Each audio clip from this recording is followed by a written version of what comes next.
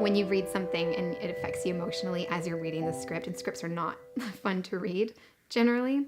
And so if it's affecting you in that format, I think that that's a good sign. And it just struck a chord with me.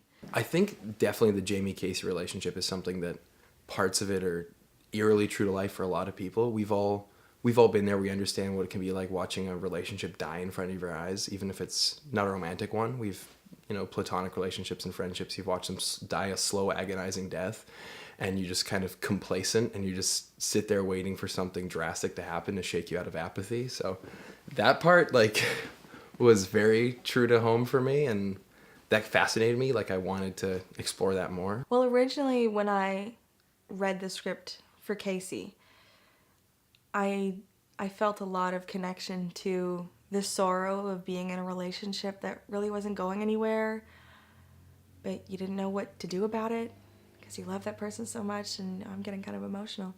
You love that person so much and you don't want it to end, but it's not going anywhere. And that was something that I was actually going through in my life during that, and I had been through that previously in another long-term relationship. So that was a huge connecting point for me. I'm not one to usually use my own life in my work, but it just made it very comfortable to do a character that had a similar relationship to one that I have with my brother. We're very close, and he doesn't always tell me everything, and we don't, he keeps me at a certain distance, but the underlying closeness is there, and the care and wanting to look after each other and stuff like that. So I appreciated that.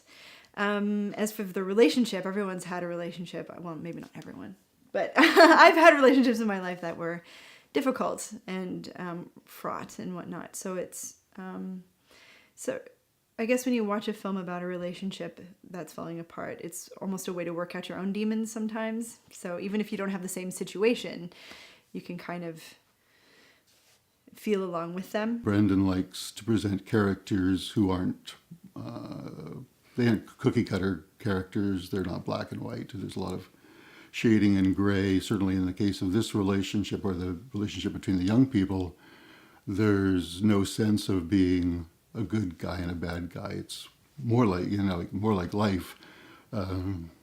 Everyone's always at fault. It's no one person who destroys a relationship or makes it work. It's a very alchemical thing. So I think in that sense, the film is very honest because of the kinds of characters he encourages us actors to create for the film. It was the way he described the film and the way that it was going to be, the way that we were going to approach the film. There was a lot of improv, and there was clearly a lot of character work that we were going to be able to really dig into, and that was really exciting because a lot of time you don't get an opportunity to do that.